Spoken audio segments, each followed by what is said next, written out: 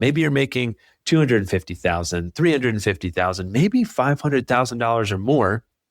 And from the outside, you look financially successful. But there is a question that I think is worth asking.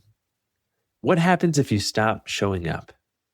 If you stop practicing medicine tomorrow, what happens to your income? Welcome to the Physicians and Properties Podcast, the show where we teach you how investing in real estate can give you the freedom to practice medicine and live life how you want. Doctor! Now, here's your host, Dr. Alex Schloe. Hello, everyone. Welcome back to the Physicians and Properties Podcast. As always, I am your host, Dr. Alex Schloe, and today is going to be another solo episode. And I want to talk about something that I think a lot of physicians who are pursuing financial freedom eventually wrestle with. And this is the idea of escaping medicine.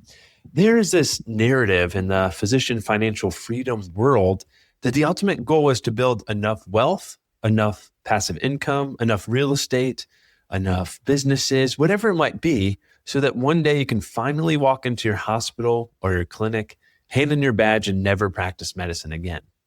And listen, for some people, that may be the goal. But there are physicians who have reached the point where clinical medicine is no longer something they want to do. And if that is you, there is nothing wrong with building a path that eventually allows you to just walk away. But the longer I've been on my own journey, the more I think we may sometimes be asking the wrong question. Maybe the goal is not necessarily to quit medicine. Maybe the goal is simply to make medicine optional. Because there's a massive difference between saying I have to go to work tomorrow and saying I get to go practice medicine tomorrow. Those sound almost identical, but financially, psychologically, and emotionally, they are completely different places to be. So I want you to think back to residency, or maybe fellowship, or maybe the first few years after training. For most physicians, your calendar completely owned you, and you didn't have any control over your calendar because your schedule was largely determined by somebody else. You're on call when they tell you you're on call. You work weekends when they schedule you to say you work weekends. You take the shifts, you see the patients, you answer the inbox, you finish the charts. And financially, there is not necessarily another option. And most physicians come out of training with student loans, a mortgage or rent, childcare expenses, maybe a growing family, and oftentimes a lifestyle that very quickly expands to match the new attending income. So now you have this incredible income. Maybe you're making $250,000, $350,000, maybe $500,000 or more. And from the outside, you look financially successful. But there is a question that I think is worth asking. What happens if you stop showing up? If you stop practicing medicine tomorrow, what happens to your income? For most physicians, it goes to zero pretty quickly. And that doesn't mean being a physician is a bad career. It's far from it. Medicine provides a fantastic income and an incredible opportunity to serve people. But physician income is still overwhelmingly active income. You show up, you see patients, you get paid. And because our income is so high, it can actually become a set of golden handcuffs. Or maybe, as I've joked about before, the golden stethoscope. You become so accustomed to the income that changing your relationship with medicine starts to feel impossible. Maybe you hate taking call, but call contributes to your compensation.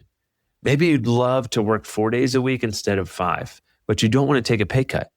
Maybe you'd love to go per diem, but the idea of giving up a guaranteed salary and benefits makes you nervous. Maybe you're sitting in a job that you know is not right for you anymore, but you look at your mortgage, your student loan payment, your kids' expenses, and everything else that you've built around the paycheck, and you think, man, how could I possibly leave? That's stage one. Medicine owns your calendar because you need medicine to fund your life. And I think a lot of physicians stay in this stage far longer than they ever intended to. Then something interesting starts to happen when you begin building income outside of your physician paycheck. Maybe you buy your first rental property and it produces $400 a month. Nothing life-changing. You're certainly not quitting your job over $400 a month. but then you buy another. Or maybe you invest in a syndication or start a small business or create consulting income, or your spouse builds a business, or you invest in something that creates further cash flow. Or maybe you start putting money into traditional investments and slowly building a portfolio, and eventually you look up and you realize, hey, there is money coming into my household that did not require me to see another patient. That realization is incredibly powerful and changes the game for you. Because the first few hundred or few $1,000s of income outside of medicine often changes you psychologically before it really impacts you financially. You start to realize that your medical paycheck does not have to be the only economic engine for you. And that's when you begin entering stage 2. You start buying back choices. Imagine that you build a $2,000 a month cash flow or income outside of medicine. Does $2,000 replace a physician's salary? Of course not. But what it could replace is, well, maybe it covers childcare or your mortgage or your student loan bill, or maybe it allows you to stop taking an extra weekend shift or moonlighting.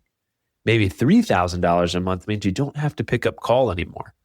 Maybe $5,000 a month allows you to go from 5 days a week to 4. Maybe $8,000 or $10,000 a month allows you to go part-time. Look, suddenly this is not just about a spreadsheet, it is about your calendar. And I think this is where a lot of people misunderstand financial freedom. How would you like to build real estate cash flow without dealing with tenants, toilets, or late night maintenance calls? This episode is brought to you by Rent to Retirement. If you're a busy physician or professional who wants passive income and long-term wealth through real estate, Rent to Retirement has been helping investors do exactly that for over 15 years. They offer fully managed turnkey rental properties in some of the best markets in the country, including opportunities priced up to $40,000 below market value. Their properties have delivered average projected returns in the 15 to 20% annual range. And in some cases, you can get started with as little as 5% down. The best part is, these are often A-class properties generating $500 per month or more in passive income. And their team, they handle the heavy lifting, including property management. Thousands of investors have used this strategy to generate portfolios, creating over $10,000 per month in passive income. To learn more, click the link below in the show notes or visit renttoretirement.com. And be sure to check out episode 70 of the Physicians and Properties podcast, where I sat down with CEO Dr. Zach LeMaster to break it all down. Financial freedom does not have to be binary. You don't go from completely dependent on your paycheck one day to financially independent the next. Freedom can be built in layers or in steps, and every step gives you another choice. You may not be able to retire, but maybe you can say no to an extra night of call. You may not be able to quit, but maybe you can change jobs to something more fulfilling.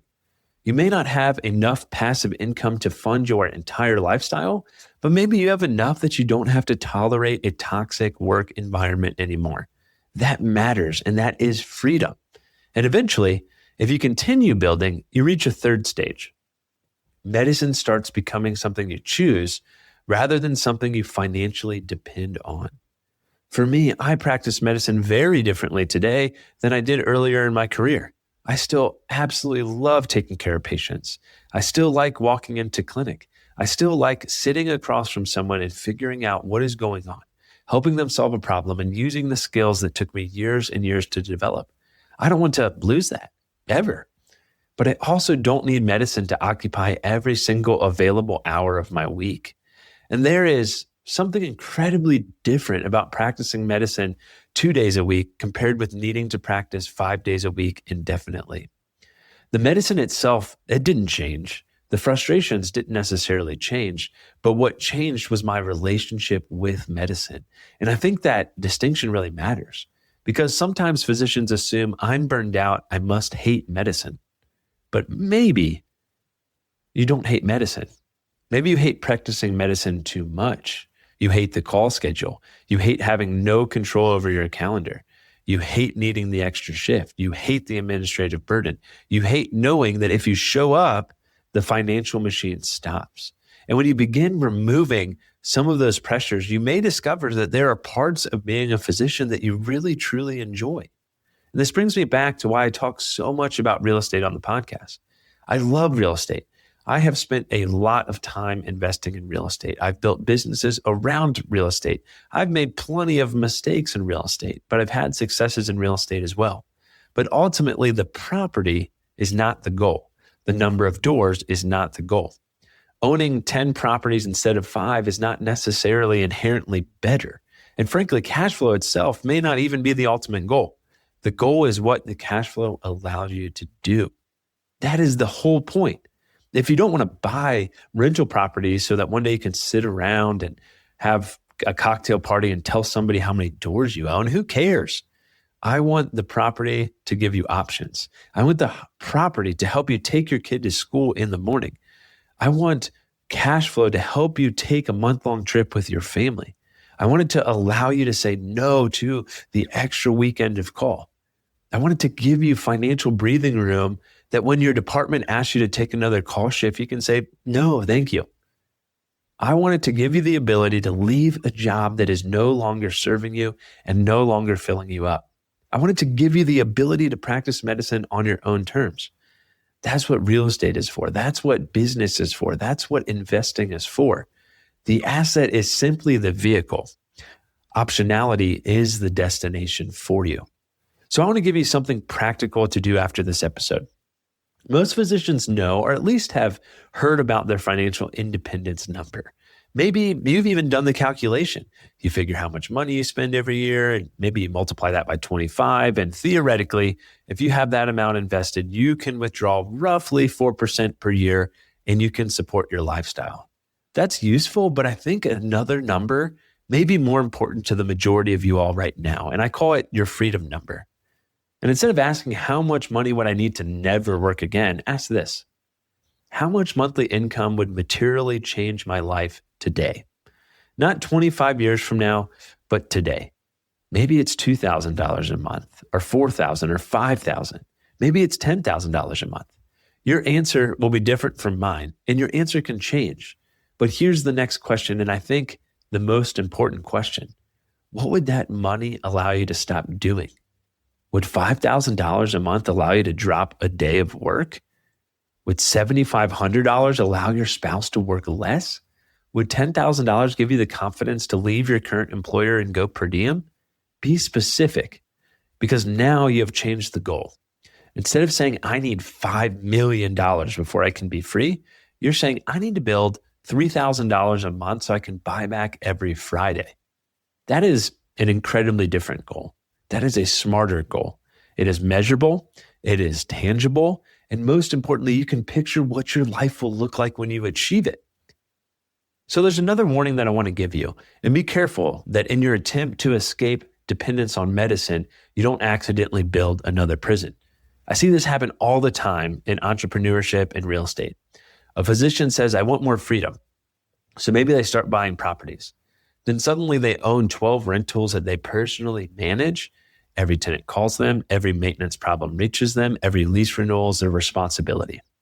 Or they start a business and the business grows, and their goal was to start this business to spend more time with their family. But now they're working 80 hours a week in the business, not spending any time with their family, all because they wanted to escape working 50 hours a week in medicine. That's not freedom. That's just building yourself another job. There's nothing wrong with building something huge if that's what you want, but be clear about your goal. If the goal is freedom, you need to build systems, teams, and assets that eventually require less of you and not more. And I think this is especially important for physicians because we oftentimes have the tendency to become the hero. We solve problems, we work harder, we take more responsibility, we say, I'll just do it.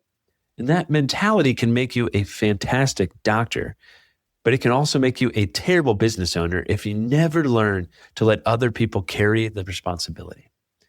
So as you're building your portfolio or your business, keep asking, is this buying back my time or is it consuming more of it? Because the goal is not simply diversification of income. The goal is diversification of dependence. And here's what I want to end on. I don't know whether I will completely stop practicing medicine. And increasingly, I don't think that that's the point. There's something incredibly meaningful about being able to care for other people when they are sick, scared, hurting, or uncertain. And it took a tremendous amount of work to become a physician. And I don't want financial freedom because I hate medicine. I want financial freedom so that I can decide what role medicine plays in my life. That's very different. I want to practice medicine because I still love taking care of patients, not because I'm terrified financially of what may happen if I don't show up for my next shift. I want to be able to say yes to medicine when it fits the season of life that I'm in. And I want to be able to say no when something else deserves my time more. My wife, my kids, my health, my business, a trip, a Tuesday morning when I simply just want to be somewhere else. Because ultimately, money is not the most valuable thing that we're trying to accumulate. Time is. And financial freedom is really about gaining greater control over where that time goes. So look, if you're listening today and you're exhausted, you're burnt out, you're frustrated, or simply wondering whether you can practice medicine differently, I don't want you to start asking by how do I quit? Start with a different question. How do I create enough financial margin that medicine becomes a choice? Then figure out your freedom number, figure out what that number would allow you to stop doing, and start building towards it.